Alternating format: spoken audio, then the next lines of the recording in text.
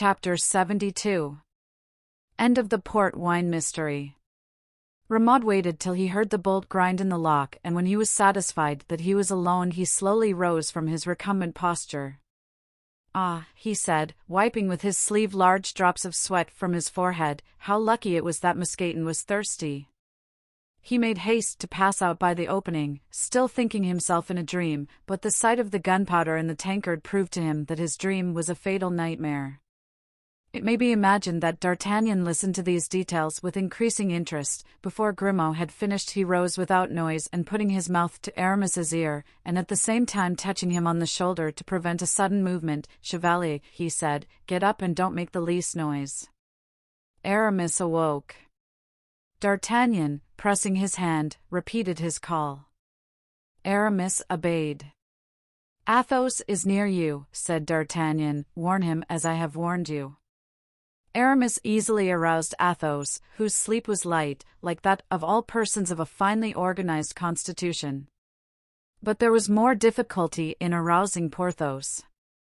He was beginning to ask full explanation of that breaking in on his sleep, which was very annoying to him, when D'Artagnan, instead of explaining, closed his mouth with his hand. Then our Gascon, extending his arms, drew to him the heads of his three friends till they almost touched one another. "Friends," he said, "we must leave this craft at once, or we are dead men." "Bah," said Athos, "are you still afraid? Do you know who is captain of this vessel?" "No, Captain Groslow." The shudder of the three musketeers showed to D'Artagnan that his words began to make some impression on them. "Groslow," said Aramis, "the devil." "Who is this Groslow?" asked Porthos. "I don't remember him." "Groslow is the man who broke Parry's head and is now getting ready to break ours." Oh. And do you know who is his lieutenant?" "His lieutenant? There is none," said Athos. "They don't have lieutenants in a felucca manned by a crew of 4. "Yes, but Monsieur Groslow is not a captain of the ordinary kind. He has a lieutenant, and that lieutenant is Monsieur Mordaunt." This time the musketeers did more than shudder, they almost cried out. Those invincible men were subject to a mysterious and fatal influence, which that name had over them. The mere sound of it filled them with terror. "What shall we do?" said Athos. "We must seize the felucca," said Aramis. "And kill him," said Porthos. "The felucca is mine," said D'Artagnan. "Those casks, which I took for casks of port wine, are filled with powder. When Mordaunt finds himself discovered, he will destroy all, friends and foes, and on my word he would be bad company in going either to heaven or to hell." "You have some plan, then?" asked Athos. "Yes." "What is it?" "Have you confidence in me?" "Give your orders," said the three musketeers. "Very well, come this way." D'Artagnan went toward a very small, low window, just large enough to let a man through. He turned it gently on its hinges. "There," he said, "is our road." "The deuce!" "It is a very cold one, my dear friend," said Aramis. "Stay here, if you like, but I warn you 'twill be rather too warm presently." "But we cannot swim to the shore." "The longboat is yonder, lashed to the felucca. We will take possession of it and cut the cable. Come, my friends." "A moment's delay," said Athos. "Our servants?" "Here we are," they cried. Meantime the three friends were standing motionless before the awful sight which D'Artagnan, in raising the shutters, had disclosed to them through the narrow opening of the window. Those who have once beheld such a spectacle know that there is nothing more solemn, more striking, than the raging sea, rolling, with its deafening roar, its dark billows beneath the pale light of a wintry moon. "Gracious heaven, we are hesitating," cried D'Artagnan. "If we hesitate, what will the servants do?" "I do not hesitate, you know," said Grimaud. "Sir," interposed Blaisois, "I warn you that I can only swim in rivers." "And I not at all," said Mousqueton. But D'Artagnan had now slipped through the window. "You have decided, friend?" said Athos. "Yes," the Gascon answered, "Athos. You, who are a perfect being, bid spirit triumph over body. Do you, Aramis, order the servants. Porthos, kill everyone who stands in your way." And after pressing the hand of Athos, D'Artagnan chose a moment when the ship rolled backward, so that he had only to plunge into the water, which was already up to his waist.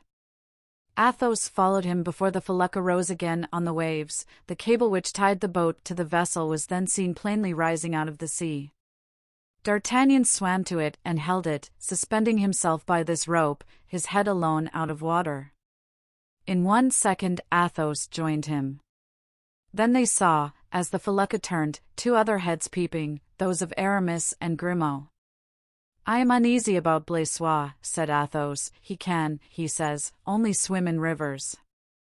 When people can swim at all, they can swim anywhere. To the boat! To the boat! But Porthos, I do not see him. Porthos is coming, he swims like Leviathan."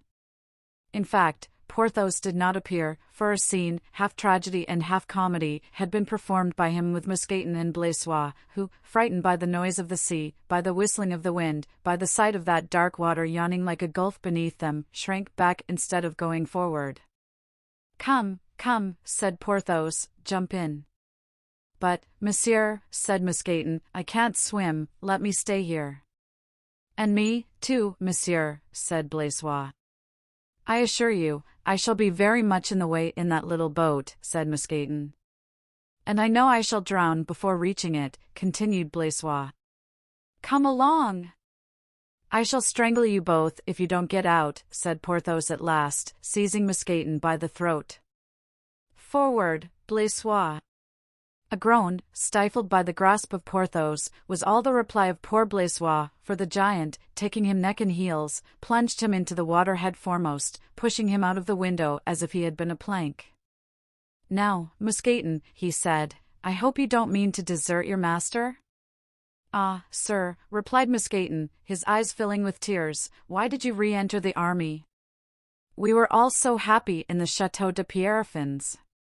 And without any other complaint, passive and obedient either from true devotion to his master or from the example set by Blaisois, Mousqueton leaped into the sea head foremost. A sublime action, at all events, for Mousqueton looked upon himself as dead.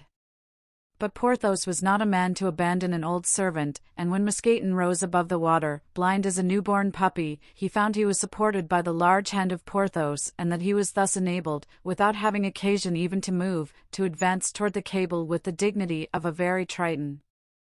In a few minutes Porthos had rejoined his companions, who were already in the boat, but when, after they had all got in, it came to his turn, there was great danger that in putting his huge leg over the edge of the boat he would upset the little vessel. Athos was the last to enter. "Are you all here?" he asked. "Ah! Have you your sword, Athos?" cried D'Artagnan. "Yes." "Cut the cable, then." Athos drew a sharp poniard from his belt and cut the cord. The felucca went on, the boat continued stationary, rocked only by the swashing waves. "Come, Athos," said D'Artagnan, giving his hand to the Count, "you are going to see something curious," added the Gascon.